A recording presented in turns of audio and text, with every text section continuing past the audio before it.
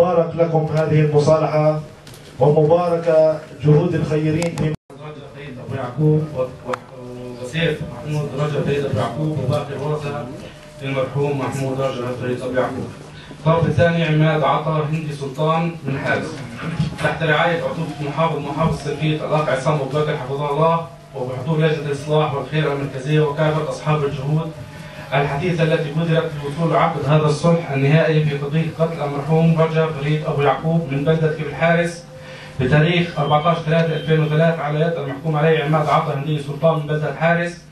تم التفاهم والاتفاق دون جبر ولا إكراه لأحد على إنهاء الخلافات وإتمام عقد الصلح حسب العرف والعادة وفقا للشروط التالية. الشرط الأول: تم دفع مبلغ مالي وقدره 25,000 دينار أردني من قبل الطرف الأول للطرف الثاني. الشرط الثاني: يلتزم الطرف الأول بإسقاط كافة القضايا المرفوعة والمقامة على الطرف الثاني لدى وأمام المحاكم على اختلاف أنواعها ودرجاتها وأي جهة كانت، ويقصد بذلك إسقاط الحق الشخصي في القضية المنظورة أمام محكمة بداية نابلس والتي سجلت تحت رقم 97/2008 والمنظورة حاليا أمام محكمة الاستئناف رام الله. الشرط الثالث: لا يوجد أي مانع لدى الطرف الأول من إخلاء سبيل الطرف الثاني أو تكفيله أو العفو عنه، وذلك دون معارضة أو ممانعة من الطرف الأول بمجرد توقيع على هذا الصك. وعلى الطرف الأول الحضور والامتثال أمام أي جهة اختصاص في حال طلب منه ذلك. الشرط الرابع: هذا الصك يشمل الطرف الثاني عماد سلطان ولا يشمل كل من ماهر سعيد مسعود دار أبو يعقوب وعودي عبد القادر محمود شكور ووحيد عبد الجليل عوض عبد الهادي بموجب استئناف قرار الحكم لدى محكمة الاستئناف نابلس تحت رقم 293/2011، واحتفاظ الطرف الأول بحقه الشخصي والمدني اتجاهيا. نحن الأطراف المذكورين أعلاه نقر ونصرح ونحن بكامل قوانا العقلية وبدون ضغط ولا إكراه وأمام الحضور الكريم بأن المصالحة بيننا قد تمت والله على ذلك شهيد. التوقيع على هذا الصف سيكون بعد الختام إن شاء الله. الأخ أبو رجا تفضل عنا سمحت. وآل سلطان الكرام، وباسمكم جميعا أتقدم من فخامة الرئيس محمود عباس رئيس دولة فلسطين بأسمى آيات الشكر والتقدير لاهتمامه البالغ وسعيه وقيادتنا الحكيمة لإرساء قواعد السلم الأهلي في مجتمعنا الفلسطيني.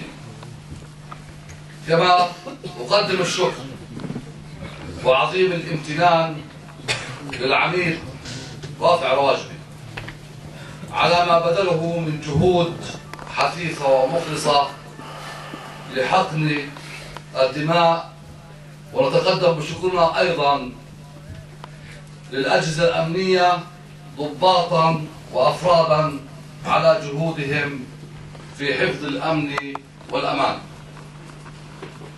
ونثمن عاليا الدور الفاعل للأخوة أيمن داوود وعبد الله أبو فؤاد والشيخ عمر سمارة والسيد أحمد الرجا والسيد نعيم الرجا وعدنان عودي لما بذلوه من جهود لإتمام هذا الصلح العشائري.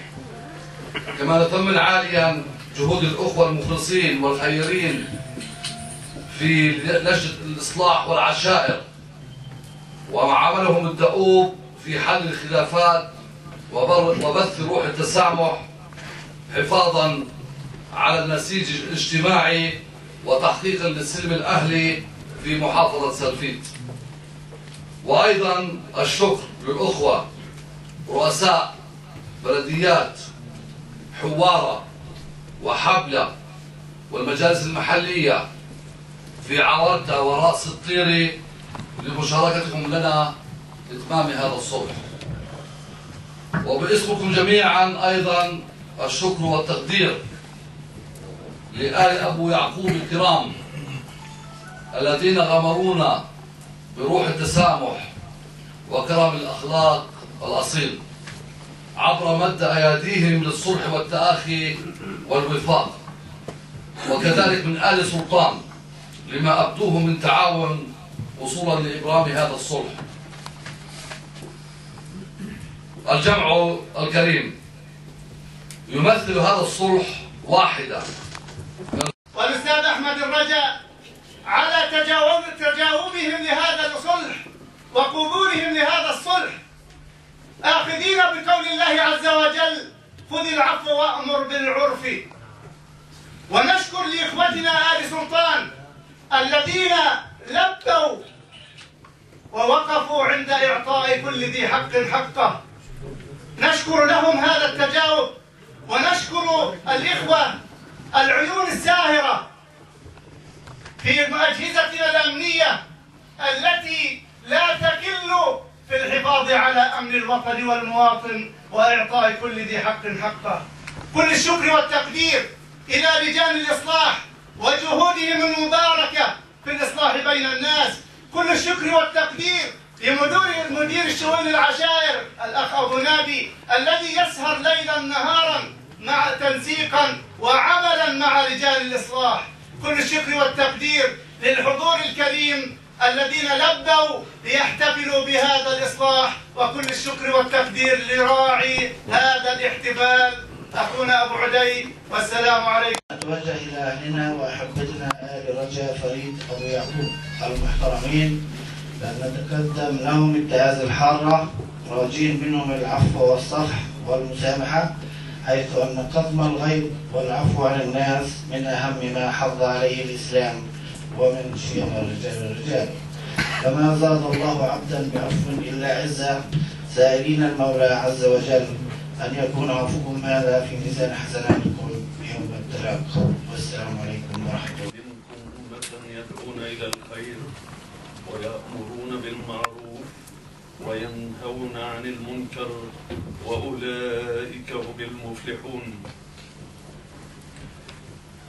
برعاية المناضل عطوفة محافظ محافظة سلفيد الموقر عصام أبو بكر حفظه الله ورعاه، الذي بذل جهودا مباركة لإنجاح هذه المصالحة، وبحضور قادة أجهزة الأمنية الذين بذلوا قصارى جهدهم لتحقيق هذا الأمر.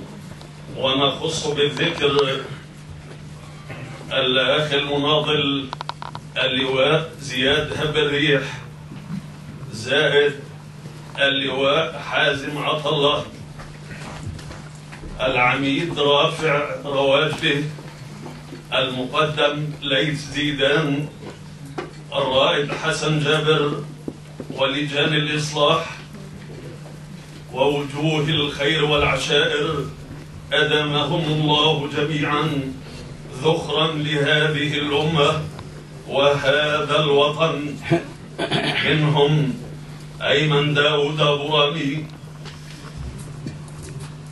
عبد الله فؤاد أبو ماهر الذين استطاعوا، وإخوانهم من وجوه الخير، وعدنان عودي أبو عمار، عبد الرحيم شملاوي، أبو أشرف، الشيخ عمر، أسعد عبد الرحيم، أبو ضياء، الشيخ نائل، إبراهيم صادق، عزت حسان، المستشار القانوني للمحافظ الأخ فراس سلامي، تذليل كل الصعوبات وبضغط متواصل لإقناع الفريق الأول أحمد رجاء ودويه لتخفيض المبلغ من 40,000 دينار إلى 25,000 دينار، مشكورا على ذلك، مما سهل هذا الحل ليكون مرضي